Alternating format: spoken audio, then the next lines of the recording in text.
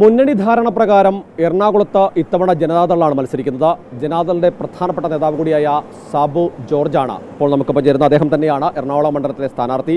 എന്താണ് എറണാകുളത്തെ ഒരു പ്രതീക്ഷ?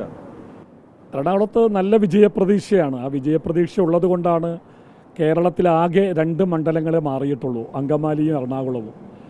ആ മുഴുവൻ പ്രതീക്ഷയോടുകൂടിയാണ് LDF എന്നെ തീരുമാനിച്ചിട്ടുള്ളത്.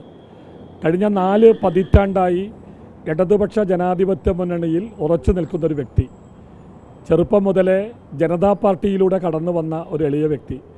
ആ പരിഗണന കൊണ്ട് തന്നെ ജനങ്ങൾ എന്നെ സ്വീകരിക്കുമെന്നാണ് എൻ്റെ ഉറച്ച വിശ്വാസം. എറണാകുളം മറ്റ് മണ്ഡലങ്ങളെ പോലല്ല കുത്തകയാക്കി കോൺഗ്രസ് വെച്ചിരിക്കുന്ന മണ്ഡലമാണ്. സ്വതന്ത്രന്മാരെ അടക്കം LDFും CPM ഒക്കെ തന്നെ LDF CPM പ്രത്യേകിച്ച് പരീക്ഷിച്ചൊരു മണ്ഡലമാണ്. അവിടേക്കാണ് താങ്കൾ എത്തുന്നത്. അടിസ്ഥാനപരമായി ഈ മണ്ഡലത്തെക്കുറിച്ചുള്ള രാഷ്ട്രീയമായ ധാരണകൾ അങ്ങേക്കുണ്ട്. എങ്ങനെയാണ് ആ ഒരു കാഴ്ചപ്പാടും കാര്യങ്ങളും? ഇവിടെ എല്ലാ വിഭാഗം ജനങ്ങളും തിങ്ങിപ്പാർക്കുന്ന ഒരു മണ്ഡലമാണ്, ഒരു നഗരപ്രദേശമാണ്. ഈ നഗരപ്രദേശത്തിൽ ജനങ്ങൾ പല രീതിയിലുള്ള തീരുമാനങ്ങൾ പലപ്പോഴും എടുത്തിട്ടുണ്ട്. 87-ലെ ഏറ്റവും ശക്തിയേറിയ മത്സരത്തിലാണ് സാനുമാഷ് ഇവിടെ മയിലടയാളത്തിൽ ജയിക്കുന്നത്. ഡോക്ടർ സെബാസ്റ്റ്യൻ പോൾ ഈ മണ്ഡലത്തിൽ നിന്നുള്ള ജയിച്ചിട്ടുള്ള വ്യക്തിയാണ്. ജനങ്ങൾ ആ രീതിയിലുള്ള തീരുമാനമെടുക്കുമ്പോൾ അത് എനിക്ക് അനുകൂലമാകും. അതിന് പ്രത്യേക ഒരു രീതിയെന്നല്ല, പക്ഷേ ഒരു രാഷ്ട്രീയ പ്രസ്ഥാനത്തിൽ ഉറച്ച് വിശ്വസിക്കുന്ന വ്യക്തി, ഇതുവരെ എൻ്റെ ജീവിത വിശുദ്ധി കെടുത്താതെ കൊണ്ടു നടക്കാൻ എനിക്ക് സാധിച്ചിട്ടുണ്ട്. ആ രീതിയിൽ ജനങ്ങളുടെ തെരഞ്ഞെടുപ്പ് എന്നിലുണ്ടാകുമെന്ന് ഞാൻ പ്രതീക്ഷിക്കുന്നു. ഈ കോർപ്പറേഷൻ നമുക്കറിയാം LDF ഭരിച്ചിരുന്നതാണ്. പക്ഷേ ഈ കഴിഞ്ഞ തദ്ദേശ തിരഞ്ഞെടുപ്പിൽ അത് മാറുന്നൊരു സാഹചര്യം ഉണ്ടാകുന്നു. അപ്പോൾ ആ ഒരു അടിയൊഴുക്കുകളൊക്കെ ഇപ്പോൾ സർക്കാരിനെതിരായ ചില നീക്കങ്ങൾ ഉണ്ടായെന്നൊക്കെ പറയപ്പെടുന്ന സാധനം സഭയുടെ മദ്യ നയവുമായി ബന്ധപ്പെട്ട് സഭയുടെ നിലപാട് വെക്കേണ്ട അത് ഏതെങ്കിലും തരത്തിലൊക്കെ ഒരു ആശങ്ക ഉണ്ടാക്കുന്നുണ്ടോ?